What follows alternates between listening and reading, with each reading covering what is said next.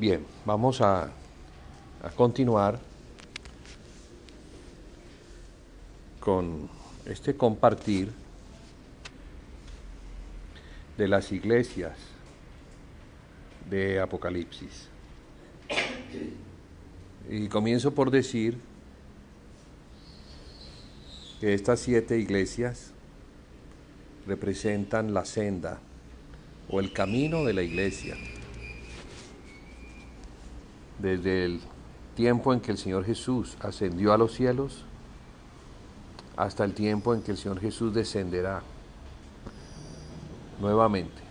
Así como le vieron venir, así mismo va a descender a tomar a la iglesia. Cuando Él ascendió, la iglesia quedó.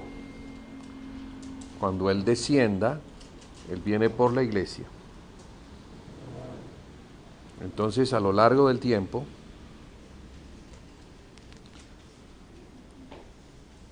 cerca de 2000 años que llevamos, la iglesia ha tenido en su historia muchas luchas, muchas batallas que librar para consolidar la fe, para consolidar y establecer en ella el fundamento de los apóstoles, que tenía que ser probado. Y ha sido probado, y la iglesia ha permanecido, a pesar de las condiciones degradantes en las que ella llegó a estar. Como bien lo hemos dicho, la iglesia de Éfeso representa, en esta historia, representa la iglesia posapostólica, la iglesia que está fresca en el conocimiento de la doctrina de los apóstoles. A ella el Señor le dice que recuerde de dónde ha caído y que se arrepienta y regrese a las primeras obras, porque si no el candelero sería sacado de su lugar.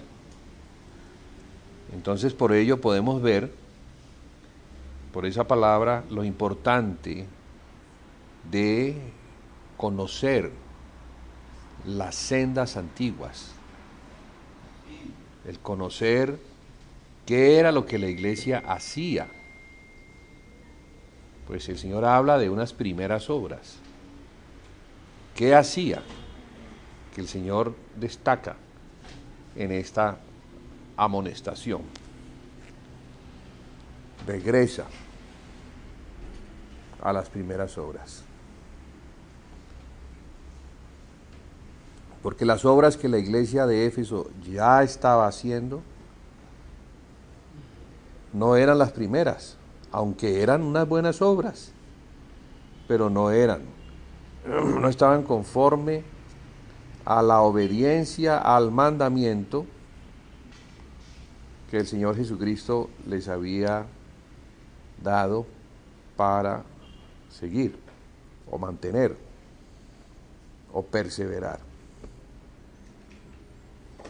Ya hemos hablado suficiente sobre esto, y eso lo encontramos, los que quieran pues oír un poquito sobre esto, en las enseñanzas anteriores.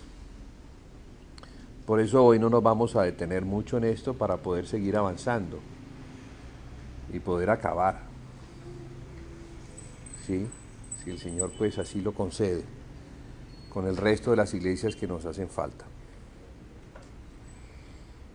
Pero entonces entendemos que hubo una degradación desde el mismo comienzo, una degradación, una pérdida de aquellas palabras fundamentales en las cuales la iglesia perseveraba.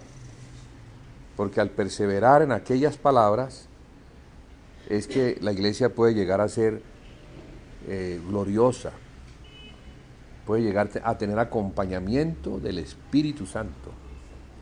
Y no es que el Espíritu Santo se haya haya abandonado la iglesia. No, no la ha abandonado, sino que en la medida en que nosotros avanzamos hacia el conocimiento del Hijo de Dios, entonces, que está relacionado con nuestra fe, con la madurez, entonces vamos a ser más efectivos como el cuerpo de Cristo a servir a aquel que es la cabeza.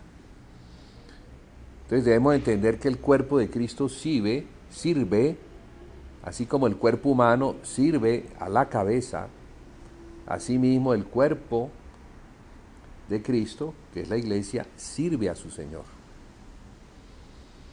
O sea que el Señor depende de nosotros, así como nosotros dependemos de Él. Hay una codependencia. Entonces es muy importante que nosotros conozcamos al Señor, a nuestro Señor, a nuestra cabeza, y le obedezcamos. No solamente oír por oír, sino oír porque es necesario conocer para obedecer, y en la obediencia vamos a ver cómo el Espíritu Santo avala lo que estamos haciendo, y vamos a ver un crecimiento en la iglesia. Y digo en la iglesia porque pues puede darse que en una iglesia en desorden haya individuos obedientes. Pero aquí no se trata de individuos obedientes, sino que se trata del cuerpo de Cristo obediente, porque es hasta que todos lleguemos a la unidad de la fe y del conocimiento del Hijo de Dios. Entonces, es muy importante que todos conozcamos y obedezcamos. Y ese es el trabajo del Espíritu, que espera nuestra colaboración, nuestra contribución como miembros del cuerpo, para que nadie se quede por fuera, sino que todos, al entender lo que el Señor nos ha delegado, según el legado, entonces hagamos. No nos quedemos por fuera de, sino que entendamos que como miembros del cuerpo de Cristo tenemos un lugar en la casa y tenemos unas responsabilidades. Debemos prestar un servicio al Señor, y eso es madurez. Ya cuando comenzamos a entender eso, entonces dejamos ser niños que se dejan arrastrar, y al ser arrastrados salen por fuera, perdiéndose de la vocación. La vocación es el servicio que tenemos. Entonces, lo primero que debemos conocer cuando se inicia nuestra vida cristiana es lo básico, que es en lo que hemos estado, lo fundamental, que nos va a ayudar a mantenernos firmes y dispuestos a resistir al diablo. Porque el diablo va a venir a probar a ver si estoy o no estoy en la fe. Y lo hace de muchas maneras. Principalmente trabaja en nuestra inmadurez. Cuando somos inmaduros, entonces somos presa fácil, como los corderitos. Un corderito que se sale de la manada es un corderito muerto, que lo va a coger el lobo o lo va a coger el león, y bueno, se va a perder. Así somos nosotros cuando estamos arrancando la vida cristiana. Por eso es necesario que estemos congregados. Las ovejas son gregarias, tienen eso. Dios las creó así, para enseñarnos, para mostrarnos la necesidad, porque somos comparados con ovejas, con un rebaño que tiene pastor. Pero bueno, ¿qué era lo que iba a suceder?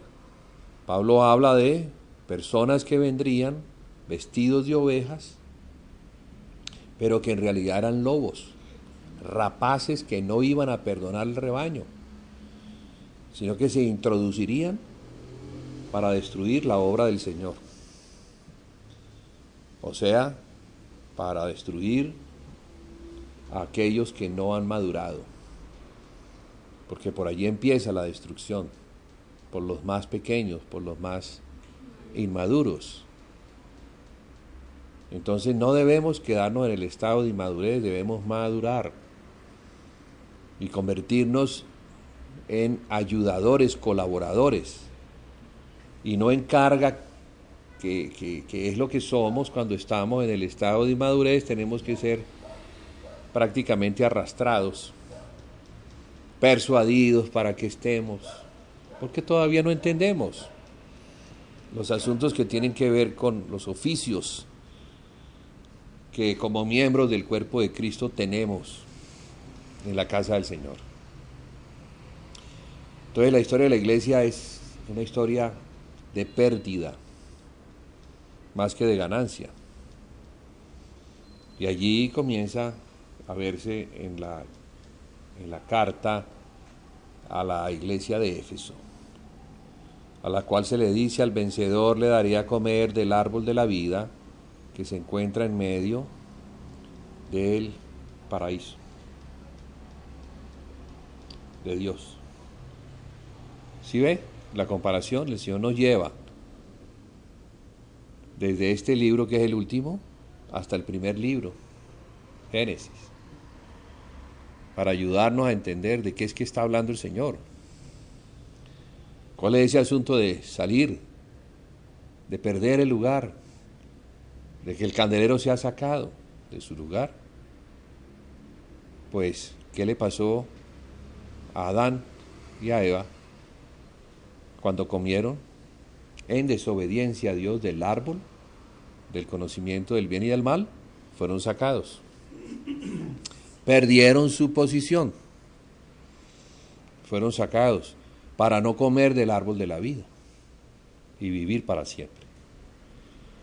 Entonces, la comparación nos ayuda a ver cuánto se pierde, cuánto pierde la iglesia. Una iglesia pierde todo cuando deja de ver al Señor, cuando no tiene al Señor como su primer amor, como lo principal. Y esto de ver al Señor está relacionado con su palabra, porque la palabra es lo único que puede cambiar mi manera de pensar. Si no tenemos palabra guardada en el corazón, entonces nuestra manera de pensar pues no será conforme a la mente de Cristo, sino que será conforme a la mente de Satanás. Y lo que vamos a hacer, pues lo vamos a hacer conforme a los pensamientos que tenemos. Y esos pensamientos no son pensamientos para la edificación, sino que son para la destrucción. Nos vamos a convertir en agentes del diablo para destruir la obra del Señor. Por eso, cuando hablamos del fundamento, que en eso estamos, en realidad, solo que estamos en una partecita donde es necesario conocer el estado de la iglesia, porque nos va a ayudar a ubicarnos en el contexto, en el espacio-tiempo, ¿sí? ¿En qué momento histórico la iglesia se encuentra? Dentro de ese mapa escatológico que son estas cartas, ver si en realidad estamos muy desviados y si lo estamos, pues qué correctivos debemos hacer para ubicarnos en la senda correcta, en ese camino que es seguir al Señor, que es reconocer su palabra como el alimento principal de las ovejas, porque somos un rebaño, somos las ovejas del Señor, somos comparados con esos animalitos que comen pastos y aguas frescas. que representan la palabra. Entonces, hermanos, la única manera de madurar, y esta es la responsabilidad de cada quien, y tendrá que rendir cuentas al Señor cuando venga Él en su trono de gloria a establecer su reinado y a escoger con quiénes va a reinar, pero también a expulsar a aquellos que no fueron responsables. Los va a sacar y les va a decir: nunca os conocí, apartados de mí, hacedores de maldad. Eso lo vemos allí en Mateo capítulo 7, cuando Él dice que algunos vendrán diciendo: Señor, Señor, en tu nombre hicimos esto o aquello. Y podemos saber que son cristianos, porque están hablando: en tu nombre hicimos. O sea, ¿en el nombre de quién? En el nombre de Jesús. En tu nombre echamos demonios, en tu nombre profetizamos. O sea que nadie puede llamar al Señor Señor si no es por medio del Espíritu. Y nadie puede profetizar a menos de que tenga el don del Espíritu. Y echar demonios a menos de que lo haga en el poder del Espíritu Santo. Pero qué terrible que se le diga a esa persona: apartaos de mí, hacedor de maldad, nunca os conocí. Esa palabra ha tenido conflictos en su interpretación, porque pues ¿cómo puede decirle el Señor Jesús a alguien que es cristiano: nunca os conocí? Nunca os conocí. Pues algunos dicen que esos no son cristianos. Pues sí lo son, porque ¿cómo van a ser o cómo le van a llamar a él Señor si no es por el Espíritu? Pero en este Evangelio del Reino lo que el Señor nos enseña es a ser hacedores de la palabra, no solamente oidores, no solamente personas que reciben dones y que tienen ministerios pero que no obedecen. Y cuando no obedecemos, entonces pues no vamos a tener el privilegio de estar en el lugar cerca al Señor, el candelero. Ese candelero iba a ser sacado de su lugar, perdiendo la posición. Y ya hemos hablado que el candelero se encontraba en el lugar santo. Y el lugar santo es el lugar donde se ministra a Dios, donde se tiene comunión con Dios por medio de Jesucristo. Entonces, si no estamos allí, pues el Señor sí me puede decir: nunca os conocí. Como le dice a la iglesia de la Odisea: estoy a la puerta llamando. Un hermano tradujo bien, y la traducción parece ser que la más correcta es: estoy dando aldabonazos. Como quien dice: estoy golpeando muy fuerte para que oigas, porque quiero entrar. Pero Él quiere entrar, pero no le abrimos. Estamos en la sordera de las actividades, que no son las actividades para el Señor, sino que son las actividades en otro lugar. Porque Él dice, el que abra la puerta, yo entraré y cenaré con él y él conmigo. Esto está hablando de ¿qué? Está hablando de comunión. ¿Y la comunión en dónde está? En el lugar santo, en la mesa de la comunión, donde está el partimiento del pan, ¿verdad? Y ya hemos hablado bastante que ese partir el pan es la comunión del cuerpo de Cristo. Y cuando vamos a la mesa debemos estar en la comunión del cuerpo de Cristo, no en la división del cuerpo de Cristo. Porque era una sola mesa, no eran dos, era una sola mesa. Y sobre esa mesa, 12 panes en 2 filas, de 6 cada una. Mostrando de esa forma todo el pueblo allí sobre la mesa, en una comunión santa. Porque ese es el resultado del nuevo pacto. El nuevo pacto ya no solamente incluía a Israel, sino que iba a incluir a todas las naciones. Y dentro de las naciones, aquellos que oyendo el Evangelio y creyendo en el Señor Jesucristo, llegaran a ser la iglesia del Señor. Entonces tenemos un gran privilegio, no solamente de ser iglesia, de ser el pueblo del Señor, sino de tener comunión con Dios por medio de Jesucristo. Y ese es el énfasis principal del Evangelio, llegar a la comunión con el Padre y con el Hijo, y entre nosotros los hermanos. Pero eso se comenzó a perder, se comenzó a degradar, comenzaron a aparecer otras cosas que llevaron a los hermanos a perder los principios que les permitían tener una vida práctica, tener una vida en el Espíritu, una vida en el Señor, que glorificara al Señor, no que glorificara al hombre, sino que glorificara la obra del Señor.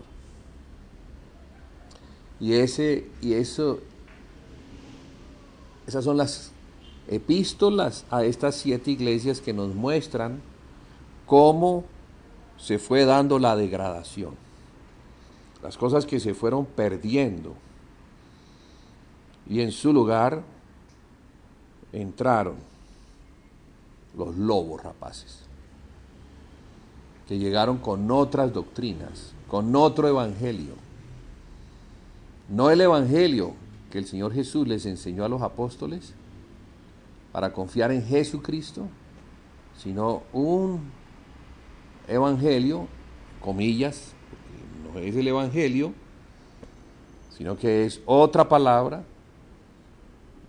que no es el árbol de la vida, sino que es el árbol del conocimiento del bien y del mal. ¿Que proviene de quién? De Satanás. Porque Satanás, que se viste como ángel de luz, asimismo los ministros de Satanás se visten como ovejas, pero no lo son, son lobos rapaces. Entonces vino la destrucción del rebaño, o la dispersión más bien del rebaño. Entonces imagínense, en un rebaño disperso, después comenzaron a reunirse y se comenzaron a reunir en denominaciones, siguiendo al hombre y no siguiendo a Cristo. ¿Y qué es lo que está haciendo el Señor en este tiempo? Está sacando a sus ovejas, las que sí oyen la voz del aldabonazo, porque está tocando a la puerta, para que el que oiga salga a recibir a su verdadero pastor. Y eso es la iglesia del Señor. Y en eso es en lo que hemos estado en los últimos años, que no son muchos, pero el Señor nos ha permitido tener una experiencia de luchas. Al principio, muchas luchas, pero confiando en lo que la palabra dice y siendo obedientes, hemos perseverado, y en esas perseverancias, pues el Señor ha venido conformando su rebaño. Unos entran y salen y otros permanecen, y otros no han llegado todavía, porque el Señor sigue añadiendo. Es muy diferente la forma como se forma la iglesia hoy a la forma como se formó al principio, porque al principio no había nadie. Los apóstoles iban y predicaban, y de allí entonces se formaba la iglesia. Ahora, después de muchos años, hay muchos, pero ahora es como pescar de entre lo que quedó de las cenizas, ir allá y esperar que el Señor tenga lista a esa ovejita que está dispuesta a oír el aldabonazo.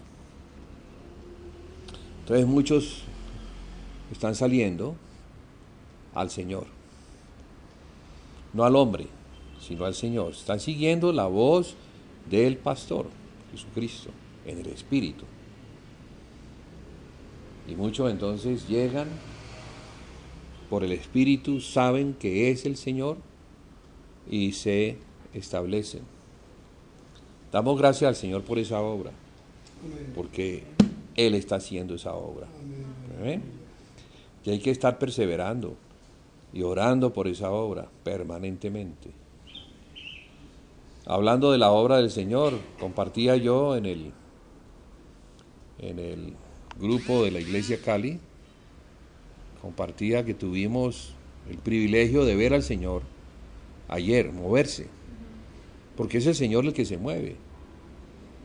Uno simplemente, como le decía yo a Andrés, uno tira la atarraya, pero la tiene que tirar es a donde el Señor dice tírala.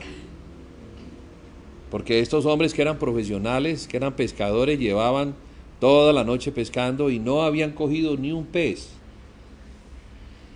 Y ya en la mañana, cuando los peces no cogen, cuando ya ellos se han profundizado y ninguna atarraya los puede coger, el Señor le dice a Pedro, tira la red. Y fíjese que no podían arrastrar la red por la cantidad de peces. Y con eso el Señor nos enseña que Él es el que trae los peces. Así es. Nosotros podemos tirar la atarraya y trabajar y no conseguir nada toda la noche. Sí, pero fíjense, en la noche, que significa las tinieblas. O sea, esos hombres estaban en tinieblas, pero llegó la luz y les dijo en la mañana, tiren la red. ¿Y qué pasó entonces ayer? Exactamente, hemos estado haciendo las cosas como siempre las hemos hecho, como los pescadores hacen su trabajo, y es en la noche donde los peces suben. Y durante el día ellos se profundizan porque yo creo que les molesta la luz. Pero la palabra en tu nombre echaré las redes. Exacto, pero en tu nombre. O sea, en tu nombre echaré la red, como diciendo sí. Pues sí, es tu palabra. Entonces en tu palabra echaré la red. Y le compartía yo a Andrés antes de la reunión. Veníamos fuimos a bañarnos a un río. Y le decía, vamos a tirar la red, Andrés, a ver qué pasa. Confiamos en el Señor. Ya Dayani había hecho las invitaciones desde temprano, por el WhatsApp, había hecho algunos contactos. Ya le habían confirmado a algunas personas, luego también de una manera personal. Y tuvimos una recogida de peces que el Señor las trajo cerca de la barca. Y cuando se tiró la red, todos esos pececitos cayeron. Y cuando se les invitó a que se bautizaran ese día, todos, absolutamente todos, estaban dispuestos a bautizarse ese día. Si hubiéramos tenido agua, hubiéramos bautizado. Sí, para la gloria del Señor. Todos. Muy lindo, muy lindo. Y después el Señor se movió de una manera muy preciosa. Fue una reunión muy hermosa. Muy, muy linda la reunión. Y uno queda como aterrado porque uno no sabe cómo es que se va a mover el Señor, pero uno sabe cuándo el Señor se ha movido. Cuándo se ha movido. Entonces digo eso porque estamos en ese tiempo de recoger. El Señor está recogiendo y está añadiendo, pero nos toca hacer un trabajo y es tirar la red. Porque si no tiramos la red, muchos de esos peces están allí esperando que alguien les hable, que alguien les invite, y entonces ellos van a aceptar porque el Señor ya ha venido trabajando con ellos. Ya ha puesto en el corazón inquietudes, preguntas, hay desengaño religioso, cosas que suceden para que cuando puedan oír la voz del pastor, cuando puedan oír el aldabonazo que golpea en su corazón, estén dispuestos a abrirle y a recibirle. Hermanos, el domingo entrante, Dios mediante, vamos a bautizar a estas personas, debemos estar orando por ellas, porque sabemos que Satanás no debe estar muy contento con lo que se va a hacer, entonces estar orando para que haya una protección especial. Y los que quieran añadir a la fiesta del domingo, pues entonces vamos a estar acompañándolos a ellos, y yo creo que a familiares, o sea que podemos tirar otra vez la red, y no sabemos cuántos más se puedan añadir. Y quizás no bauticemos solo los que ayer tomaron la decisión, sino los que puedan tomar la decisión ese día, domingo, para establecer allí en Costa Rica la iglesia del Señor. ¿Sí? O sea que no es un cuento, es una realidad. Estamos viendo la profecía cumplirse al frente de nuestros ojos. Estamos viendo eso. Claro que sí. Entonces continúo con la historia de las iglesias. Después vimos a Esmirna. Esmirna es una situación histórica que duró cerca de 200 años. Persecución. Las 10 persecuciones reconocidas por los historiadores de los emperadores romanos que buscaban eliminar todo el testimonio cristiano. Pero ¿qué fue lo que pasó? Entre más cristianos eran muertos, la sangre cuando caía a la arena, esa sangre clamaba al Señor, pidiéndole al Señor que vengara la sangre. Y la respuesta del Señor, ¿cuál era? Que la vemos en Apocalipsis, era: espérate un tantico, porque todavía faltan muchos que habrán de morir como ustedes, los mártires. Pero la voz de los mártires pidiéndole al Señor que vengue la sangre. Pero la venganza de la sangre de los mártires es que trae más avivamiento, se levantan más creyentes. Satanás va siendo arrinconado, va siendo expulsado de los lugares que él ha tomado posesión, porque ese es el trabajo de él, ¿no? Establecer también su reino por medio del hombre a quien engaña, diciéndole: si me adoras, yo te daré los reinos que a mí me han sido dados, si postrado me adorares. Y la parte religiosa tiene que ver con eso. Sobre todo allí hay mucho engaño, que es lo que vemos en la iglesia de Tiatira, en la que estamos. La semana pasada comentamos un poquito acerca de lo que es ese estado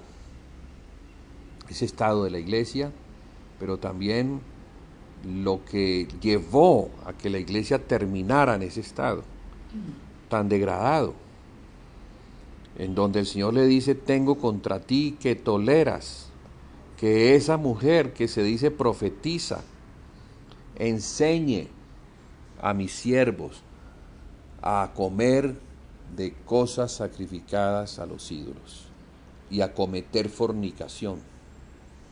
Entonces, imagínense lo que ya se estaba enseñando: la idolatría, el politeísmo, cosas que llegaron a suceder y que fueron introducidas dentro de la casa del Señor. Una casa que debe ser santa, sin mancha y sin arruga, ahora estaba permitiendo que los ídolos fueran introducidos, dándole a esos ídolos nombres de santos, en una ignorancia absoluta. ¿Por qué? Porque lo que se enseñaba es que los santos, o aquellas personas que son santificadas, tienen algún poder o autoridad espiritual. Entonces a ellos se les puede orar, y pagando alguna ofrenda va a haber una respuesta conforme a la petición. Eso es absolutamente del paganismo, porque así era el paganismo. En las religiones paganas politeístas, existían muchos dioses y cada dios tenía un culto, un sacerdocio y un templo. Y Roma no era la excepción. El Imperio Romano, empezando por su emperador, que era el sumo sacerdote de la religión del imperio, provocaba todas estas cosas. Como le ha tocado siempre al emperador, ¿no? Mantener a los dioses contentos. Porque dentro de lo que ellos fueron enseñados por los demonios, por los espíritus de engaño, de error, es que todo dependía de los dioses. Entonces los imperios son eminentemente religiosos en ese aspecto. Ellos temen a los dioses y deben favorecer a los dioses para que los dioses no traigan ira y los destruyan. Deben darse sacrificios, y muchas veces los sacrificios eran personas humanas. Y los reyes a veces tuvieron que sacrificar sus propios hijos a esos dioses para recibir el favor de los dioses cuando iban a la guerra. Una cosa que uno dice terrible, pero mire cómo Satanás copia, cómo imita. Porque ¿quién fue el que sacrificó a su hijo para ganarnos a nosotros? Para sacarnos de las garras de Satanás y llevarnos a su reino. Dios mismo, el Rey del cielo, sacrificó a su unigénito a fin de que por esa sangre, por ese sacrificio, nos pudiera tener para Él. Ese sí es un sacrificio válido y entendible en lo que la Biblia nos ha enseñado, porque el pecado dejó al hombre en la cautividad de Satanás, bajo la cautividad no solamente de Satanás, sino de la muerte y del pecado. Era necesario entonces que se tomaran medidas extremas a fin de rescatar al hombre. Y el rescate del hombre, que es el fundamento de nuestra fe, es la muerte del Hijo del Rey del universo, de Dios, quien lo entrega como ofrenda para que nosotros que nos encontrábamos en cautividad, ya no se está hablando solamente de los israelitas, no se está hablando de una nación, ya se está hablando del mundo entero. ¿Ves? Jesucristo, el Hijo de Dios, murió por el mundo entero.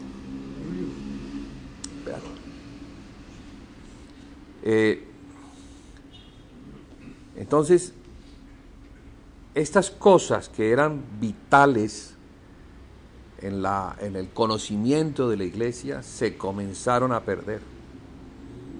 Se comenzó a perder la fe, la base sobre la cual el cristiano se tiene que parar para poder vivir delante de Dios sin temor, para recibir de parte de Dios el favor que viene por medio de Jesucristo, no por lo que yo haya hecho, sino por lo que Jesucristo hizo para ganarnos y hacer de nosotros sus hijos, los hijos de Dios.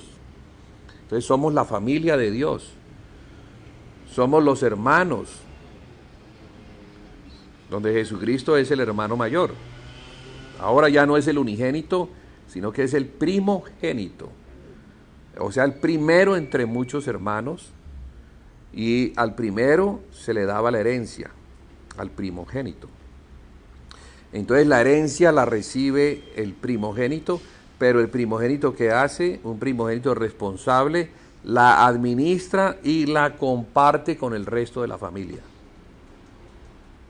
Simplemente es un administrador de la herencia.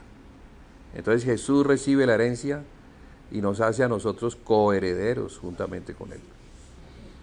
Y esa es una herencia, hermanos, que hay que reconocer, porque debemos crecer en el conocimiento de estas cosas. para poder entrar en ellas y poder vivir según ellas, según la herencia que tenemos, lograda por Jesucristo. Pero estas cosas pues se perdieron por los... Recuerden, hermanos, que hablamos de los falsos que entraron. Esos falsos que entraron vestidos de oveja, todo lo que trajeron fue la herejía y la metieron adentro. Entonces, ya no estaban los apóstoles para corregir estas cosas, y por eso entonces, al colarse dentro del pueblo de Dios, comenzamos a ver la iglesia de Pérgamo, que viene después de Esmirna, después de las persecuciones. Ahora viene ese periodo de Pérgamo, y es un periodo muy diferente, porque ahora ya no hay una persecución, sino que al contrario, ahora la iglesia es levantada a una posición, pero terrenal, no la posición celestial, no la posición que tenemos nosotros en el Espíritu, al estar en Cristo guardando la fe. Ahora ya se estaba comiendo del otro árbol, ya se estaba comiendo de la mentira de Satanás, y los resultados se iban a ver. El fruto de esas semillas que se habían comido, entonces se manifiestan en la iglesia de Pérgamo. La iglesia de Pérgamo nos muestra, dice al principio: yo sé dónde mora Satanás. ¿Se imagina? Ya la morada no era en los lugares celestiales, allá donde está el trono de Dios, donde habita Dios, y donde está el trono de Él, sino donde está el trono de Satanás. Una caída del cielo, literalmente, a la tierra. Ya no se veían las cosas por medio de la fe, sino que ahora había que verlas por medio de la carne. Entonces todo comenzó a cambiar. La iglesia, que antes era el cuerpo de Cristo, ahora ya no era el cuerpo de Cristo, sino que eran las catedrales, las capillas, los edificios edificados por el hombre. El sacerdocio, que era el sacerdocio del creyente, donde todos participaban, se cambió por un sacerdocio profesional, donde solamente los profesionales que habían ido a los seminarios y habían estudiado durante años eran nombrados sacerdotes, y los demás no, porque los demás no habían ido al seminario. Entonces se levantó ese nicolaitismo que aparece en Pérgamo, que el Señor aborrece. ¿Por qué aborrece? Porque por la sangre, por lo que Él hizo, Él constituyó a los hijos de Dios en sacerdotes. Y ahora resulta que ya no es por la sangre, sino por los medios naturales, que además no solamente eran los medios naturales, sino las preferencias, porque los sacerdotes llegaron a ser los preferidos, los hijos de los padres ricos que compraban el sacerdocio para ellos, les compraban el cardenalato para ser cardenales, una cosa horrenda, espantosa, totalmente degradada, nada que ver con el espíritu, todo era enseñanza de Satanás. O sea que la iglesia hizo una mezcla entre las doctrinas judaicas y las paganas, y se unieron así. Sincretismo. Sí, sincretismo religioso, un contubernio de Satanás. Lo judaico, que mostraba que se necesitaba templo, sacerdotes especiales, levitas, con lo pagano, que también necesitaban templos, con la diferencia de que los paganos eran muchos dioses, los judíos hablaban de uno solo, y ese uno solo no lo mostraban con imagen, los paganos sí los mostraban con imágenes. Entonces, imagina, esa iglesia de Jesucristo, pero donde Satanás era el que enseñaba. Y comenzó a enseñar, sí, por medio de la doctrina de Balaam. Enseñó la idolatría, enseñó la fornicación espiritual, que es equivalente, ¿no? No estoy hablando de la fornicación natural, sino la espiritual, que es acostarme con los demonios, sentarme en la mesa de los demonios y tener comunión con ellos, cuando no se nos permite tener comunión con los demonios y a la vez tener comunión con el Señor Jesucristo. Eso no se puede. Pero ya se estaba dando en la iglesia de Corintio, porque el apóstol Pablo lo menciona en 1 Corintios capítulo 10. Y esa comunión con los demonios tiene que ver con las cosas que los corintios hacían, muy parecidas a las cosas que los israelitas hicieron en el desierto y por las cuales no pudieron entrar a la tierra prometida. 5 cosas son mencionadas allí y que están relacionadas con sentarse en la mesa de los demonios. Entre ellas la idolatría, la murmuración, el codiciar, el tentar al Señor. Todas esas cosas ellos hicieron y por eso perecieron y quedaron tendidos en el desierto. Murieron en el desierto. No pudieron entrar a la tierra prometida. Y nos han quedado como ejemplo a nosotros los que vivimos ya en el final del tiempo, para que no nos acontezca lo mismo. Porque si a ellos les aconteció y quedaron postrados en el desierto, pues a nosotros también nos va a suceder. Vamos a quedar muertos, espiritualmente hablando, sin poder entrar a la tierra prometida, que en el sentido espiritual, ya la realidad espiritual es el milenio. El reino milenial, que es el que viene, donde Jesucristo es el Rey. Entonces mire que los ejemplos nos enseñan. Un paralelo. Sí, total, perfecto. Un paralelo perfecto. Nos enseñan que sí hay que tener en cuenta esto, porque si ellos tampoco pudieron entrar, Dios es justo y Dios va a hacer lo mismo. Tampoco nos va a permitir a nosotros entrar a la tierra prometida. ¿Cuál es la tierra prometida? ¿Qué es lo que, según la promesa, se nos ha dicho que va a venir? El reino de Cristo. Eso es una promesa. Una promesa que debemos tenerla en cuenta, porque ya hay iglesias que no la tienen en cuenta. Ya piensan que eso no viene, que el milenio se vive aquí, que el reino se vive aquí, que hay que tomar las cosas para Cristo porque se vive aquí. En la ignorancia niegan al Señor Jesucristo que les rescató. Ignoran que viene. Y entonces toman decisiones en relación a la ignorancia. Todo eso está relacionado con la degradación, con la ignorancia de las palabras que están en las Escrituras, porque es que, mire, hermanos, casi toda la cristiandad, podría yo decir hoy en día, tienen las Escrituras. Ya no es un asunto de decir, no, es que yo no sé porque no tengo Biblia.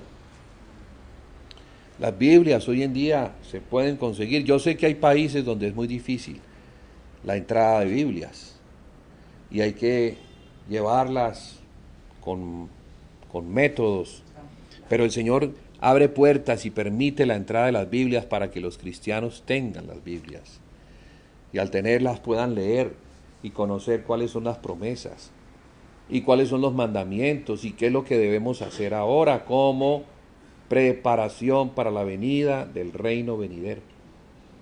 Entonces es importantísimo esto que se nos muestra en las cartas, porque las cartas están mostrando un presente, pero también están mostrando un futuro. Por eso dice, al vencedor le daré.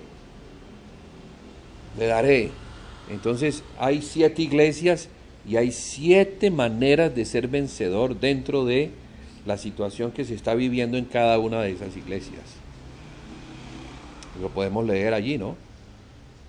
¿Qué es lo que dice la iglesia de Éfeso? Al vencedor le daría a comer del árbol de la vida que se encuentra en medio del paraíso de Dios. Entonces allí nos da una clave. Porque ¿cuál era la situación que se estaba presentando en Éfeso? El engaño. Estaban comiendo de otro árbol. Ya no estaban comiendo de Cristo. Ya habían dejado a Cristo como el alimento principal. Y estaban tomando otro alimento, y ese alimento no provenía de la palabra, sino provenía de otra palabra, que no era la palabra de los apóstoles, no era la doctrina de los apóstoles, sino que eran otras enseñanzas que se colaron en ese tiempo, herejías que se colaron, y que ya se estaban lidiando en el tiempo de Juan, en el tiempo de Pablo. En el tiempo de Pablo la herejía era la de los judaizantes. En el tiempo de Juan, la herejía era la de los gnósticos, que estaban penetrando. El gnosticismo que venía de Grecia estaba metiéndose dentro de la iglesia. Y el judaísmo que venía de Judá estaba metiéndose dentro de la iglesia. Y ese es Satanás.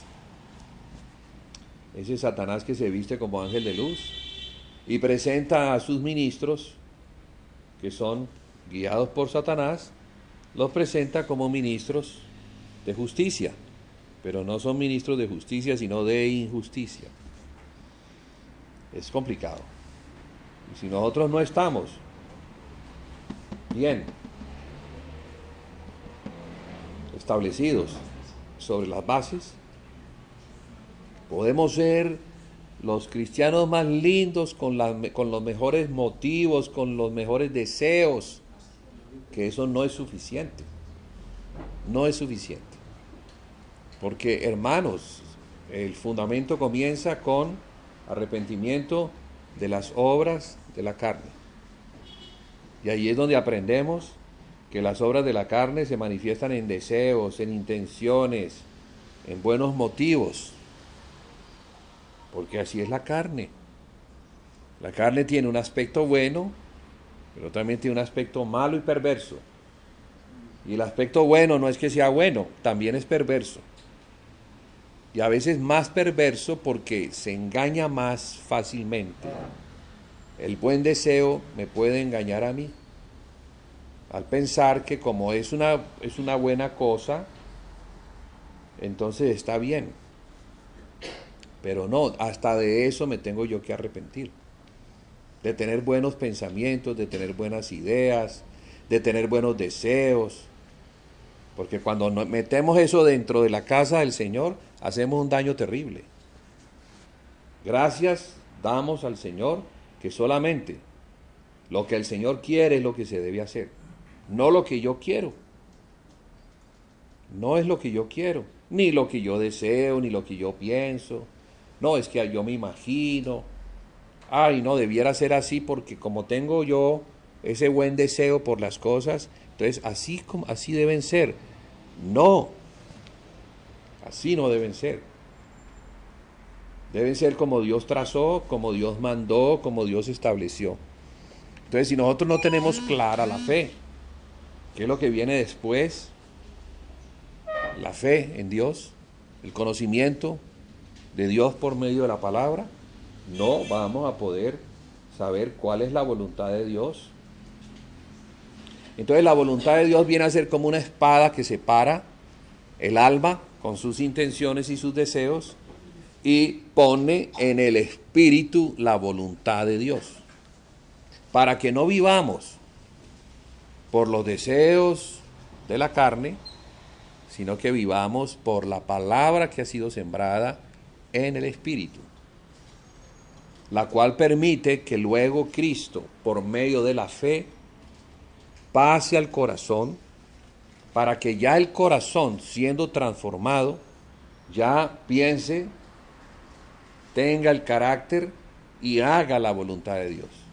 Entonces hay un proceso de crecimiento que es requerido, es necesario. Nosotros no podemos ir a hacer la obra del Señor si nosotros no hemos madurado en el Señor, porque vamos a hacer una obra al revés, la vamos a hacer mal. Por eso era necesario, bueno, recibir al Señor, bautizarnos en el Señor, ser introducidos en la iglesia, que es el bautismo en el cuerpo de Cristo, y comenzar a vivir la iglesia como se mandó desde el principio, porque es la única garantía que tenemos de poder salir adelante.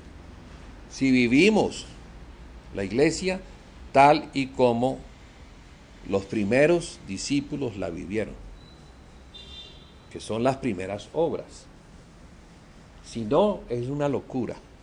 Cada quien va a interpretar lo que le parece, cada quien va a tener un concepto de lo que debe ser la iglesia, y cada quien va a hacer lo que cree que debe hacer, pero en una absoluta y total ignorancia, o tiniebla o carnalidad. Entonces la iglesia tiene que ser formada por el Señor, edificada por aquel que la salvó, aquel que dice, esto es mío, esto yo lo compré al precio de mi propia vida, pagué sangre, hasta la última gota de sangre, di a cambio de ustedes, son mi pertenencia. ¿Y la compró para qué? Para hacer de ella lo que él sabe que debe hacer. Nadie más sabe. Nadie más. Bueno, ¿quiénes saben? Los que son enseñados por la palabra y con la ayuda del Espíritu van conociendo, van avanzando en la fe, conociendo al Hijo de Dios, y allí entonces podemos comenzar a ser edificadores, ayudadores del Señor en la obra de la edificación del cuerpo de Cristo. Antes, solamente aprendices, estando allí en el oír y en el observar a los hermanos que han madurado, ¿cómo es que es? Y preguntándole a los hermanos, hermano, ¿cómo es que es? Teniendo esa actitud de humildad, y no como el que dice, no, es que yo ya sé, porque yo ya me leí la Biblia. Ah, ¿ya se la leyó? ¿Y usted cree que por leérsela ya sabe? No. ¿Sabe qué es lo que sabe? Que se ha dado cuenta que es un gran orgulloso, que por el creer que ya leyó la Biblia ya sabe. No, no sabe, porque la sabiduría, que es la sabiduría que viene de lo alto, no es una sabiduría que proviene de lo terrenal, que es vanidosa, que es contenciosa y que compite en su orgullo para establecer la verdad que él cree tener. Qué cosa tan peligrosa es. Y así ha sido en la historia de la iglesia estos procesos, que el Señor Jesucristo ha estado allí al frente, son sacando los vencedores en medio de esa gran confusión babilónica. Y digo babilónica porque los espíritus se metieron, la idolatría se metió, la fornicación espiritual se metió. Y eso es lo que vemos al final en Apocalipsis 17 y 18. Vemos a una mujer sentada sobre la bestia. Ese es el resultado de lo que quedó por dejar de seguir al Señor, que es Pérgamo. ¿Qué vemos en Pérgamo? En Pérgamo vemos a la mujer, que es la iglesia, en contubernio con el emperador romano. Mire que el emperador romano es un rey de carne, pero la iglesia no se está casando con un rey de carne. La iglesia tiene compromiso de boda, tiene un contrato de boda con el Señor Jesucristo, no con un rey de carne. La iglesia no tiene por qué hacer alianzas con lo que es de la carne, con lo que es terrenal, con lo que está bajo la potestad de Satanás. Ese contubernio es el que se ve en Apocalipsis 17. que yo creo que los hermanos han leído esto. Una mujer que tiene en su frente un nombre, y ese nombre dice Babilonia, misterio religioso, porque es el aspecto religioso, unido al aspecto político, unido. El religioso unido al aspecto político, en cogobierno. Es lo que hemos visto en la historia. No es algo que se esté dando ahora, sino es algo que ya se dio hace muchos siglos, cuando la iglesia abandona su posición.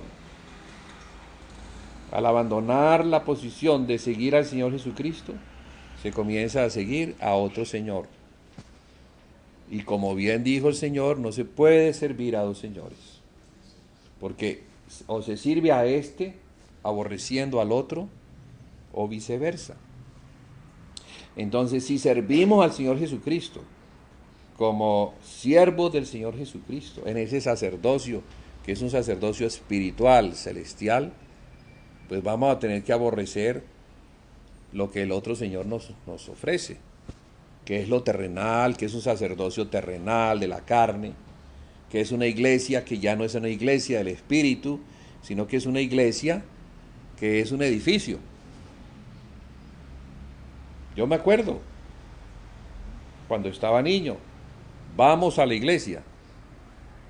Mi hijo ya fue a la iglesia. Acuérdese que los domingos es el día para ir a la iglesia.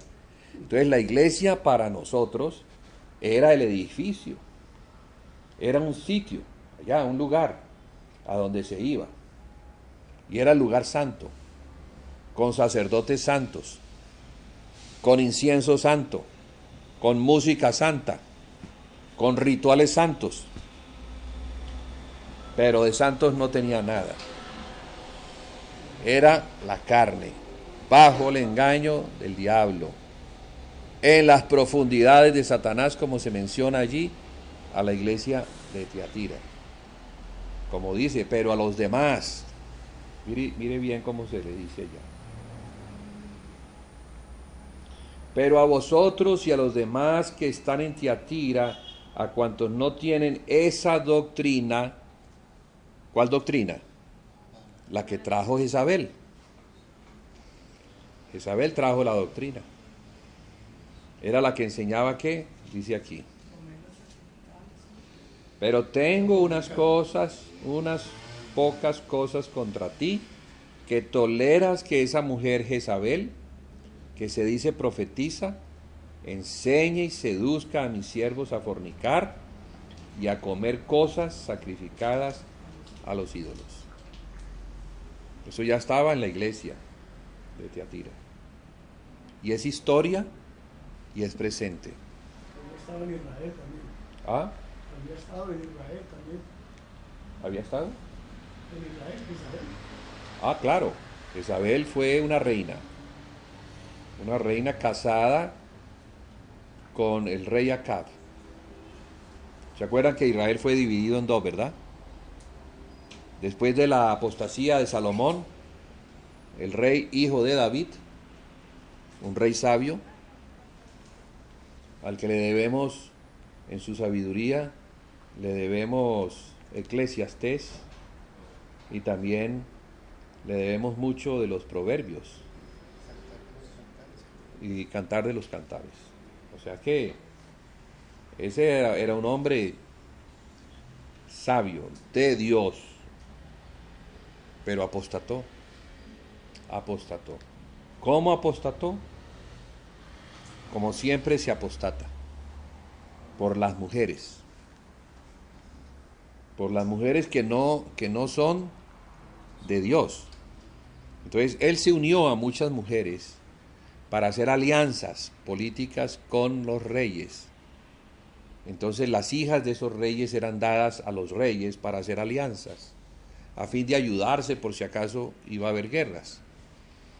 Y esas mujeres que no eran educadas según la ley de Moisés, que no conocían que solamente había un Dios, sino que al contrario conocían muchos dioses, Ellas llevaron a Salomón a los dioses. Y Salomón le quemó incienso a esos dioses. Después de que vio a su padre, después de que se dio cuenta de cómo es que Dios lo había prosperado, le había dado tanta sabiduría, tanta riqueza, tanto poder, tanta fama, termina arrastrado a la idolatría. Sí, y como consecuencia de esa idolatría, el Señor divide el reino. O sea, Dios es justo, Dios no va a mantener un reino unido porque sí, no. Dios mantiene lo suyo, pero cuando lo suyo se mantiene alineado, se mantiene en fidelidad, cuando no está buscando de otros, acostándose con otros. ¿Qué va a hacer un esposo si se da cuenta que su esposa le es infiel? Le da carta de divorcio. Entonces Dios es igual. Dios es celoso y no va a compartir a su esposa, no la va a compartir con los demonios. No lo va a hacer. Y si ella continúa, pues le va a dar carta de divorcio. Y ahí es donde viene entonces esa partición de la iglesia. Como sucedió en Éfeso. ¿Qué estaba pasando con Éfeso? Estaban oyendo a Satanás. Entonces la carta de divorcio se manifiesta ¿con qué? Sacaré tu candelero de su lugar. O sea, separación. Pero es un divorcio no definitivo. Es hasta que esa mujer se arrepienta y decida regresar al Señor. Porque esa es la historia de la iglesia. La historia de la iglesia es la historia de una mujer que se fue y se acostó con otro señor. Dejó de ver el celestial para comenzar a ver lo terrenal. Y apreciando lo terrenal, se quedó con lo terrenal. Porque eso es lo que dice Satanás. Mira, si postrado me adorares, yo te daré los reinos de este mundo, porque a mí me han sido dados. Y en este momento están en tenencia de Él, no le han sido quitados, le pertenecen al Señor Jesús, son del Señor Jesús, ya le fueron dados, ya Él es el Rey, ya Él es el que reina. Y reina sobre principados, sobre potestades. Él es el que tiene autoridad en el cielo y en la tierra. Pero no ha llegado el tiempo de su reinado. Mientras llegue el tiempo de su reinado, se ha dejado a la iglesia para que sea testigo, para que anuncie, para que sirva con su voz profética como trompeta anunciando que el Señor viene y que los reinos de este mundo se tienen que preparar para la venida de ese Señor. Pero la iglesia abandonó esa voz profética. La iglesia se casó con el mundo, que es Pérgamo, y entonces ya no anuncia que el Señor viene. Ya incluso hasta se le olvidó que el Señor viene. Y es más, ya ni quiere que venga, porque sabe que si viene, va a perder todo lo que ha ganado. Entonces, le pasó como a Jacob, que menospreció su herencia y la vendió por un plato de lentejas. Cambió la herencia, que era una herencia no solamente espiritual, sino natural, por una comida, por un momento, por un disfrute, porque tenía hambre y el plato de lentejas le encantaba. Y menospreció por un plato de lentejas. Y a veces nos podemos parecer a ese Esaú o a esa iglesia que menospreció el reino por un ratico aquí en la tierra de tener el sabor de las cosas terrenales, de tener el poder, de tener la fama, que las personas se postren y se inclinen delante de la iglesia. Pero ¿cómo así? Si es que el Señor se inclinó para lavar los pies de los apóstoles, ahora nosotros estamos esperando es que las naciones nos limpien a nosotros los pies. Ese no es enseñar a Cristo. Eso es enseñar a otro orgulloso. Amén. Claro, porque el Señor dio ejemplo de humildad y de servicio al ponerse en la posición del esclavo más bajo de la casa, limpiar los pies. Porque los pies, después de una caminata y con sudor y esa mezcla, eso es bastante desagradable. Todo eso se mete dentro de las uñas, eso huele. ¿Y quién va a encargarse de hacer ese trabajo? Pues nadie quiere hacer ese trabajo, pero hay esclavos que sí hacían ese trabajo. Y ese fue el trabajo que el Señor Jesucristo les enseñó en la última cena. Porque antes de que ellos estuvieran listos para sentarse a cenar, ese fue el ejemplo que ellos vieron de parte del Señor. O sea que quedó grabado en el corazón de ellos, en la mente de ellos, quedó grabado ese servicio de aquel que es el Hijo de Dios. Porque Pedro había confesado que él era el Hijo de Dios. O sea que si es el Hijo de Dios, imagínense, pues es el príncipe. Y nosotros somos sus siervos. Pero él, que es el príncipe, ahora se ponía en la posición de siervo y servía a los que son siervos, los ponía en la posición más alta y les servía. Y luego, porque eso está conectado, luego murió por ellos, entregó su vida por ellos. El ejemplo del Señor Jesús cambia cuando lo entendemos, cuando lo vivimos, cuando hacemos como Él enseñó, nos cambia por completo. Y ahí sí podemos ser la luz del mundo y la sal de la tierra.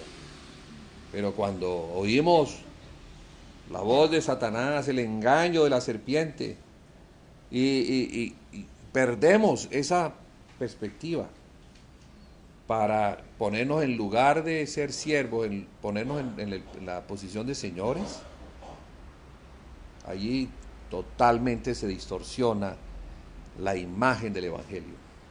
Se pierde por completo. Y fíjese, hoy en día las naciones han sido enseñadas con esa imagen perversa. La mayoría de las naciones, ¿qué es lo que ven? ¿Qué es lo que ven cuando se les presenta a Cristo? Ven a un hombre sentado en una silla como el vicario de Cristo. Y tiene la vergüenza de vestirse de blanco, debía vestirse de negro. Que entre otras, debajo del vestido blanco, tiene una sotana negra. Es realidad, porque él es un jesuita. O sea, un lobo vestido de oveja. Ahora sí se ve clarísimo. Satanás vestido de luz. Engaño por completo. Tiatira. Catolicismo romano, que es una madre, porque se habla de esta mujer, o se habla de Babilonia como la madre de las abominaciones de la tierra. O sea que en Babilonia se enseñó el culto a los demonios. Todo lo que tiene que ver con Satanás partió de Babilonia. Allí Satanás enseñó cómo es que era y quiénes eran, porque es un reino, no solamente está él, sino que hay principados, y esos principados también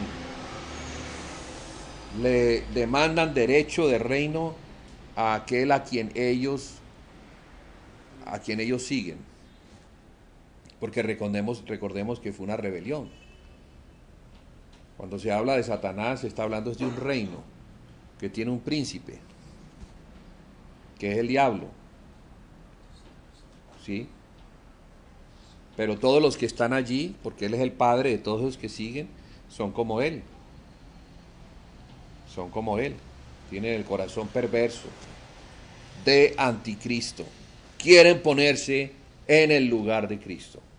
Quieren reinar como si fueran Dios. Ponerse en el trono de Dios, decir que son dioses y que como dioses tienen que ser adorados. Lo mismo que Satanás. Entonces ya son hombres que se hacen como Dios, que se ponen en el trono, que es el trono de Cristo, para que sean adorados. Bueno, yo sé que ustedes han visto eso, que eso ya se ve, eso ya es una realidad. No es pasado, es presente, es el pasado que viene hasta el día de hoy, pero tuvo un comienzo, y tuvo su comienzo en la iglesia de Tiatira de la que estamos hablando, por la enseñanza de Jezabel. Porque ¿qué era lo que hacía Jezabel en el tiempo de Acab? Traía a los Baales. No era a Baal solamente, sino a los Baales. O sea, era el culto a muchos ídolos. Y entonces había muchos sacerdotes según el culto. Y ese era el trabajo de Jezabel, como suma sacerdotisa. Ella era sacerdotisa, con muchos sacerdotes bajo su gobierno. Sí, los profetas de Baal. O sea que el Señor Jesús quiere que entendamos, ¿no?, la situación, y por eso nos muestra el cuadro y nos quiere llevar a que leamos lo que ocurrió. Así como con Éfeso nos muestra, vaya y lea lo que ocurrió en los 3 primeros capítulos, capítulo 2 y capítulo 3, por qué había un mandamiento, qué fue lo que ocurrió, quién fue el que llevó al engaño de la mujer, a Eva, tipo de la iglesia, la serpiente, que es el diablo y Satanás. Entonces por eso Pablo escribe en 1 Corintios 3, creo que es allí, que así como, él dice, temo que así como la serpiente engañó a Eva, ustedes también sean engañados y pierdan su fidelidad al Señor Jesucristo. Porque nuestra fidelidad al Señor Jesucristo depende ¿de qué? De seguirle en la palabra. Es que el amor al Señor Jesucristo no es el amor de la carne. No es el amor de la carne, no nos engañemos. Porque puede haber un espíritu de error al hacernos creer que amamos al Señor Jesucristo, porque tenemos una laminita de Él y la guardamos en nuestra billetera y le damos besitos porque tenemos amor al Señor Jesucristo. Eso no, eso es idolatría. Eso no es amar al Señor Jesucristo. Eso es amar al diablo, que nos está llevando a eso, a amar por la vista y no amar por la fe. Amamos al Señor Jesucristo cuando oímos al Señor y le obedecemos, cuando conocemos sus mandamientos y los ponemos en práctica. Es así, ese es el amor al Señor Jesucristo y ese es el amor a Dios. Conocerle y obedecerle. No nos dejemos engañar, así como Eva fue engañada. No tiene nada que ver con emociones de la carne, amores que parten del ser natural y no que parten del espíritu. El amor de Dios es muy diferente al amor humano. Leamos 1 Corintios 3 y vamos a darnos cuenta que es el amor, pero que es el amor de quién. Es el amor de Dios, no el amor nuestro, pero es el que debemos tener. Con ese amor es que debemos nosotros amarnos y amar todo lo que Dios ama, porque Dios ama al mundo, hermanos. Dice, tanto amó Dios al mundo que dio a su unigénito, para que todo aquel que en él creyera no se perdiera, mas tuviera vida eterna. Ahora, cuando se habla de amar al mundo, no se está hablando de aquello que dice, no améis el mundo ni las cosas que están en él. Eso es diferente, ¿no? No vamos a confundir. Mire, es que Dios ama al mundo. Entonces, no, está hablando de la humanidad. Está hablando del hombre en el mundo. O sea, Dios amó al hombre. Tanto, que dio a lo único que él tenía de mayor valor y aprecio, su Hijo. Entonces, hermanos, hay que restaurar el corazón de la iglesia. Porque la iglesia se endureció, su corazón se endureció, su espíritu se enfrió, se perdió el fuego del espíritu, el calor del espíritu, el amor de Dios, por seguir cosas de la carne, por seguir lo que puede uno ver, lo que puede uno palpar. El engaño de la serpiente vino a consumarse, y lo vemos con mucha claridad entonces en esta iglesia, donde el Señor se le presenta. Mire cómo se le presenta a la iglesia de Tiatira: el Hijo de Dios, el que tiene ojos como llama de fuego y pies semejantes al bronce bruñido. Ojos como llama de fuego, con la capacidad de penetrar y ver todo, absolutamente todo. Pero mire cómo se presenta como el Hijo de Dios a una iglesia que dice que el Papa es el vicario de Cristo. O sea que él no entiende absolutamente nada sobre quién es realmente el Señor de la iglesia. No entiende que el vicario de Cristo es el que el Cristo envió, o sea, el Espíritu Santo, para que siguiendo al Espíritu Santo sigamos a Cristo, y siguiendo a Cristo seguimos al Padre, porque el Hijo sigue al Padre y el Espíritu Santo sigue lo que el Hijo le manda. Entonces el Espíritu Santo es el que ha quedado para guiar a la iglesia,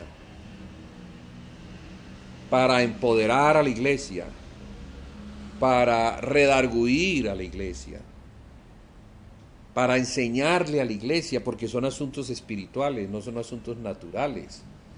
Si el Espíritu Santo no nos enseña, entonces vamos a terminar siendo enseñados por las cosas externas y no por lo interno, que es lo espiritual. Porque cuando nacemos para Dios, tenemos que tener un espíritu renacido. El espíritu que tenía el hombre antes de Cristo, antes de la muerte, antes de que la sangre fuera derramada, y que Dios pudiera perdonar el pecado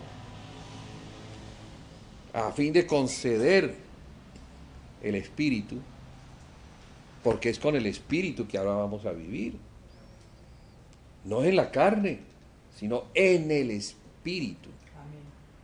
Y esa es la gran diferencia entre una iglesia que vive en la carne y una iglesia que vive en el espíritu. Una iglesia que vive en el espíritu es una iglesia que obedece, que conoce la palabra y vive la palabra. El resto no. Puede llamarse iglesia, sí, pero en la carne, fuera del lugar, candelero fuera del lugar, ya no está alumbrando. Ahora, ¿qué sucede cuando sacamos un candelero y lo sacamos de una estancia? No, ¿qué sucede con el candelero? Se apaga, el viento lo apaga. El viento lo apaga. Pero adentro no, porque adentro el viento no entra. Por eso estaba encerrado, para que estuviese siempre alumbrando. Pero si se saca de esa estancia, al ratico el viento lo va a apagar. ¿Y cuáles son los vientos? Las doctrinas. Las doctrinas. Todo viento de doctrina entonces va a hacer que estemos en las físicas tinieblas, en la ignorancia. Hijos de Dios, sí, hijos de Dios. Nacidos de nuevo, nacidos de nuevo. Iglesia del Señor, sí, iglesia del Señor. ¿Pero en qué estado? En tinieblas. Sin saber qué hacer, para dónde ir, cómo hacer lo que hay que hacer. Por la ignorancia. El pueblo del Señor perece porque le faltó el conocimiento. El pueblo del Señor perece. Ah, no, es que yo soy de Cristo, yo no voy a perecer. No, yo por la fe, yo confieso que yo no voy, y comienzan a confesar cosas que no son confesiones verdaderas. Fe en la fe, pero no fe en la palabra. Si no, yo tengo fe, pero ¿en qué tener fe? No, en la fe que yo tengo. Mi fe se fundamenta en la fe que yo tengo. En las cosas que yo confieso, esas cosas me van a acontecer. Esas son las que van a pasar. Entonces, si yo confieso que esto es así, entonces así va a llegar a ser. Ideología de Si género. yo lo visualizo, si yo lo traigo aquí, lo transporto desde allá y hago que se convierta en esto, y voy a producir una semilla, y entonces ese carro que yo quiero lo traigo al presente, lo confieso y tengo fe en que va a suceder y va a suceder.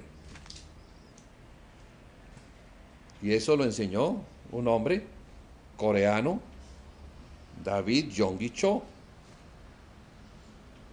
La iglesia más grande del mundo. una iglesia de mucha gente. Y esa doctrina se regó por todo el mundo, porque efectivamente a él estaba dando resultados. Porque tristemente esas cosas suceden y se dan, pero no se dan por el poder de Dios, sino por el poder de los demonios. Entonces no todo lo que me sucede por mi confesión es porque Dios lo avala. Puede ser un asunto que tenga que ver con demonios, porque los demonios quieren atraparme en el engaño y luego quieren fortalecerse y que eso se convierta en una doctrina y que se propague, y entonces esas maquinaciones hacen que la iglesia pierda, porque ya no están confesando según la palabra, ya no están viviendo según lo que está escrito, ya no están confiando en lo escrito. Ya no es necesario confiar en lo escrito, ya yo confío es en lo que visualizo, y según lo que visualizo entonces yo hablo, porque así habló Dios y así hizo que las cosas se dieran. Eso es metafísica, eso es demoníaco, eso no es Biblia, no tiene nada que ver con la Biblia, tiene que ver con los demonios. Sí, muy peligroso. Pero todas esas cosas se colaron, hermanos. Y se coló este espíritu de Jezabel, que es un espíritu de control. Y tiene que ver con que al no tener nosotros la fe, nos vamos a inventar otras cosas para controlar las situaciones, porque no sabemos cómo manejar las situaciones. No sabemos cómo. Entonces vienen estas confesiones, vienen estas creencias que no están puestas en la palabra. De hecho, en el periodo histórico tiempo, Tiatira representa a una iglesia que comenzó a gestarse después de la caída del Imperio Romano, que eso es Pérgamo. Pérgamo representa en la historia y en el tiempo, en el Cronos, a una iglesia que comienza con Constantino en el año 313 de la era cristiana y termina en el año 475, que es cuando el Imperio Romano cae. Recordemos que el Imperio Romano está regido por un César, por un emperador, pero ese emperador cae, y cuando el emperador cae, ¿quién reemplaza al emperador? ¿Quién lo reemplaza? Lo reemplaza el sumo sacerdote religioso, porque había un contubernio, se los mencioné, ¿no? Apocalipsis 17, una mujer casada con la bestia. Pero ¿qué pasa cuando a esa mujer se le muere su esposo? Queda viuda, pero queda con la herencia de su esposo y con el poder de su esposo. Entonces queda rica, queda poderosa. Y así sucedió. Y ese es Jezabel. Jezabel es la mujer que tiene el poder. El poder religioso, pero también el poder político. Porque mire quién era ella. Ella era una sacerdotisa en el aspecto religioso, pero en el aspecto político era la que gobernaba sobre su esposo.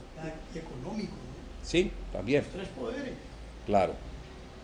Los tres poderes que acompañan el todopoder.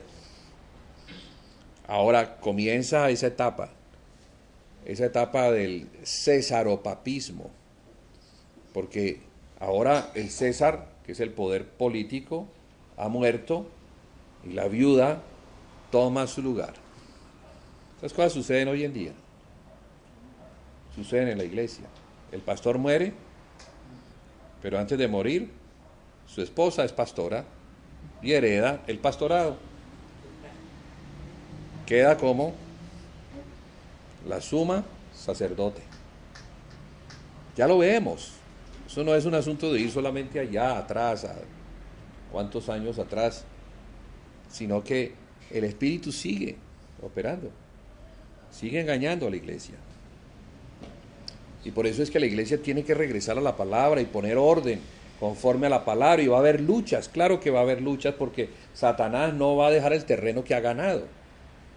No lo va a dejar tan fácilmente. Y la única manera de sacar a Satanás de su control y de su poder es con el arrepentimiento.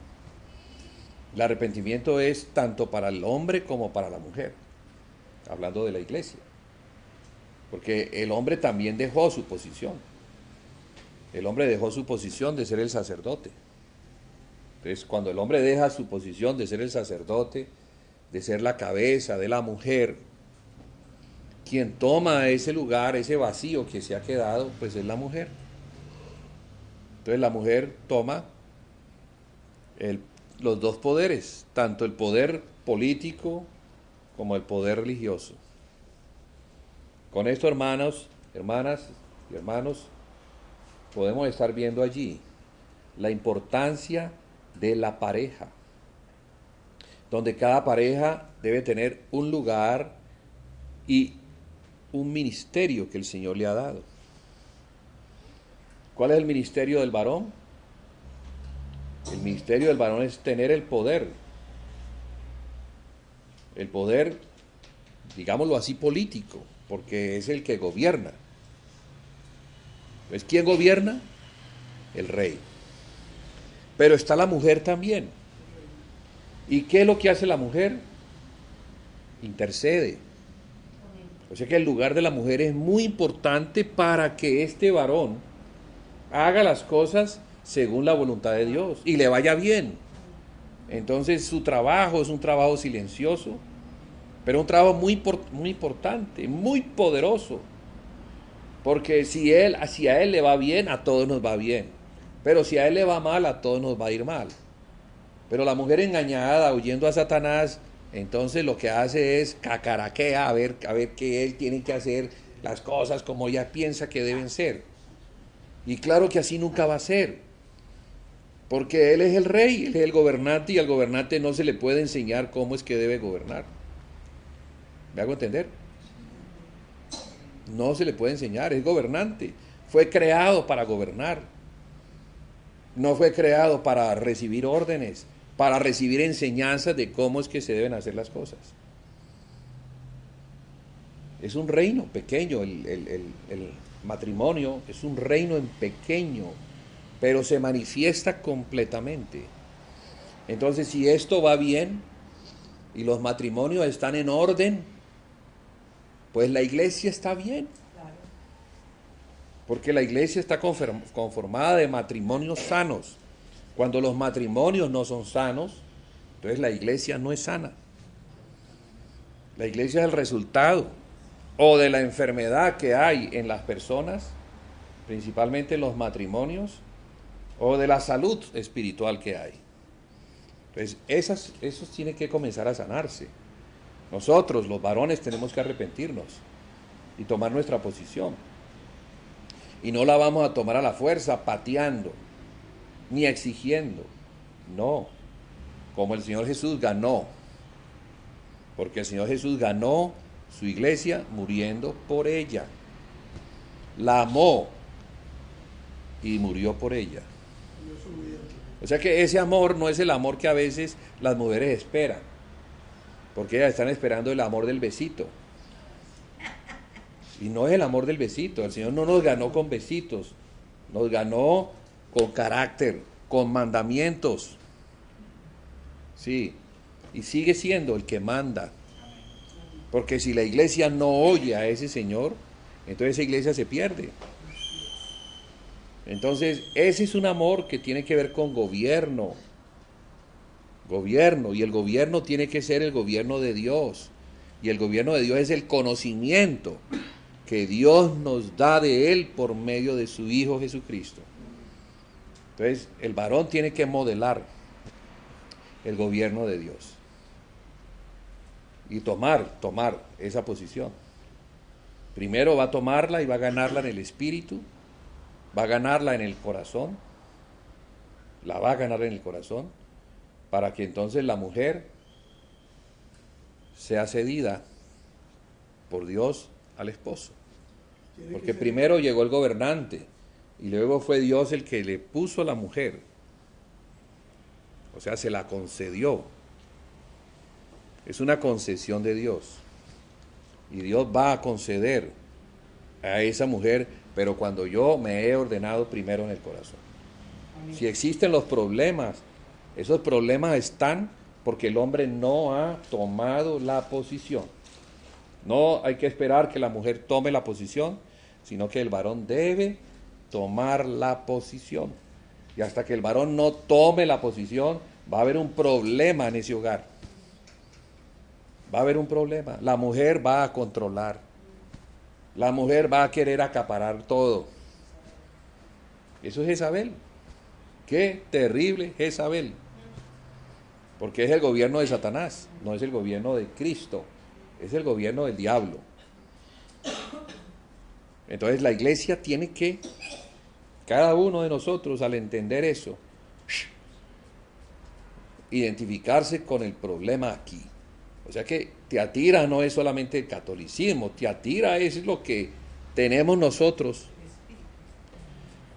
que reconocer y combatir en nosotros mismos. ¿Para qué? Para que sea el gobierno de Cristo y no el gobierno de Satanás. Ojo, no el de Satanás. Desde nuestra casa. Es una guerra. Es una guerra. Como dice el apóstol, no es contra sangre y carne.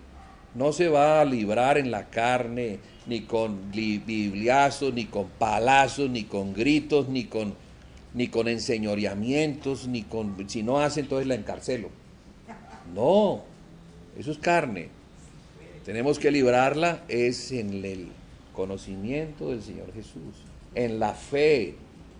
Y la fe nos debe llevar a la cruz, porque ese amor llevó al Señor Jesús a la cruz. Y la cruz es el negarme a aquellas cosas que yo quiero hacer en la carne, pues voy a tener que someter la carne, humillar la carne, y entonces ahí sí, Dios me va a dar una victoria, y esa victoria se va a ver en una mujer que se rinde a los pies de Cristo. Porque la iglesia se rinde a los pies de su Señor y Salvador. Y ahora tiene que hacerlo en todas las áreas. Un reino de justicia, paz y amor. Sí, Es el reino de Dios. Y gozo. sí, gozo, Gozo. claro. Entonces, es importante que nosotros profundicemos, y hay mucho que hablar de Tiatira, mucho, en el aspecto histórico, pero yo veo que lo importante para nosotros, para no irnos solamente por las ramas y por la historia y por aquellas cosas que hicieron los papas y hicieron los fulanos y los sutanos, es identificarnos nosotros. Porque, ¿qué dice aquí? El que tenga oído, oiga lo que el Espíritu dice a las iglesias. Entonces, el Señor nos está hablando es a nosotros. A ver si algo de Tiatira hay en nosotros. Si algo de ese gobierno perverso que es el gobierno del diablo está en nosotros, pues tiene que ser batallado por medio de la palabra. Como el apóstol enseña en la carta a los Efesios. Cuando dice que la lucha no es contra sangre y carne, sino que es contra principados, contra potestades, contra gobernadores, en las regiones celestes, contra huestes espirituales de maldad. ¿Sí? Pero luego comienza a mostrar cómo debemos armarnos para esa lucha. Y esa armadura de la cual nos armamos no es una armadura natural de la que nos vamos a desprender cuando nos acostamos y nos la vamos a poner cuando nos levantamos. Esa es una armadura que está o no está. Así es. O la tengo o no la tengo. Porque tiene que ver con la madurez espiritual.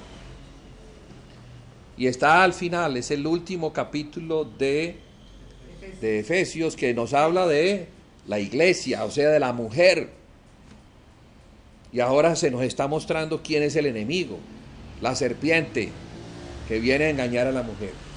Y de qué forma nosotros, que somos espiritualmente hablando la mujer, le damos la batalla. Porque si no le damos la batalla, la vamos a perder. Pero la batalla es con todas las riquezas que debemos tener de Cristo. Porque es hasta que lleguemos a ¿qué? A la unidad de la fe y del conocimiento del Hijo de Dios, a la estatura del varón perfecto, a la plenitud de Cristo. Eso es la armadura. O sea que nuestra armadura estará de acuerdo al nivel de madurez que tengamos. Si somos inmaduros, pues la armadura no va a servir mucho para batallas grandes. Entonces, pues el Señor sabe que a los que son soldaditos rasos no les va a mandar un general para batallar con ellos, le va a mandar un diablito pequeño. O sea que las batallitas de los que estamos empezando en la fe son batallitas contra entidades pequeñas. Pero los que han madurado en la fe, ellos van a tener luchas contra generales y contra el mismo Satanás o contra un principado, que es el que se establece en una nación. En una nación.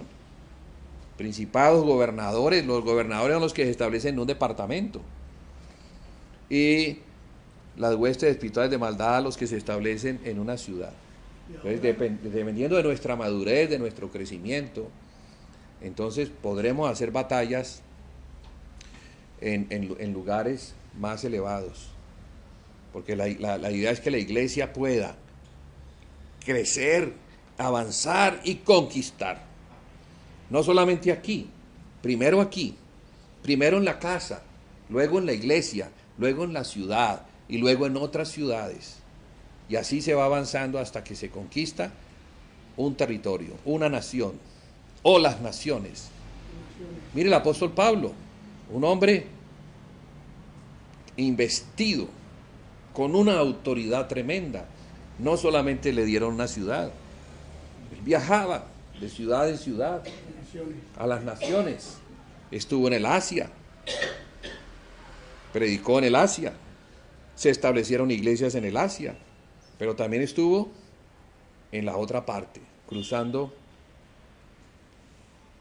el estrecho, creo que es el Bósforo, el que parte lo que hoy llamamos como Turquía de Europa, porque también estuvo en Macedonia, en Filipo, estuvo en Grecia, luego estuvo en Roma, en la capital misma del Imperio Romano, allá llegó. En Europa estuvo.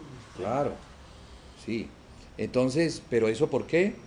Porque era un apóstol que había crecido en el conocimiento del Hijo de Dios. Su armadura era una armadura para batallar contra principados, contra potestades, contra Satanás mismo. Y por eso él enseña, conoce la guerra y nos enseña a nosotros cómo se debe hacer la guerra. Debe hacerse es contra el que está detrás del problema y no enfrentar el problema creyendo que esa persona es el problema. No, el problema es lo que está detrás, la influencia, ¿sí? Que lo tiene cautivo, lo tiene en engaño, y tu mente, como no ha sido transformada, entonces por eso se resiste, por eso habla, por eso murmura, por eso hace todo lo que hace. Pero entonces, hermanos, a batallar contra esa entidad, a identificarla y lo que de ella tengamos, a arrepentirnos. Es el tiempo de arrepentirnos, porque ya nos llegó el conocimiento de la verdad. No seamos, sí, prisioneros más de ese espíritu. No, la iglesia no puede ser prisionera de ese espíritu. La iglesia tiene que ser libre para que sea el Señor Jesucristo el verdadero Señor. Amén. Bueno, vamos a dejar allí. Padre, te damos las gracias por tu palabra. Bendícela, Señor. Y permite que esa palabra siga trabajando en nosotros, llevándonos a un genuino, profundo y radical arrepentimiento. Señor, que tomemos tu palabra, sí, para poder batallar contra las entidades espirituales, contra esa Jezabel espiritual que ha querido venir a tomar el lugar tuyo, ha querido venir a convertirse en la reina. No, Señor, nos arrepentimos de haberle permitido a Jezabel un lugar en nuestro corazón, y el querer que nosotros por medio de ese espíritu enseñemos lo que no es, en vez de enseñar a Cristo, en lo que nos corresponde a nosotros como varones o como mujeres de Dios. Señor, ayúdanos, Señor. Y tú, Señor, nos incrementas la fe al darnos a conocer, al identificar el engaño demoníaco, al ver a la serpiente cómo se ha movido y cómo nos ha engañado al hablarnos y al llevarnos por otro camino. No queremos, Señor, ser como aquellos que toleraban a Jezabel. No, queremos ser como aquellos que le dieron la batalla, primero en el corazón, primero venciendo en el corazón, negándonos a nosotros mismos, tomando la cruz para poderte seguir, venciendo estos poderes demoníacos que quieren levantarse contra ti y ponerse en tu lugar. No, queremos eso, Señor. Te reconocemos a ti como el Señor y cabeza de la iglesia y como el único que tiene derecho a estar en el trono. Y si tú nos concedes sentarnos al lado tuyo, Señor, amén por eso. Y tú lo concedes, pero le concedes eso al que venza. Entonces, ayúdanos a vencer. Para la gloria de tu santo nombre, Señor. Amén y amén.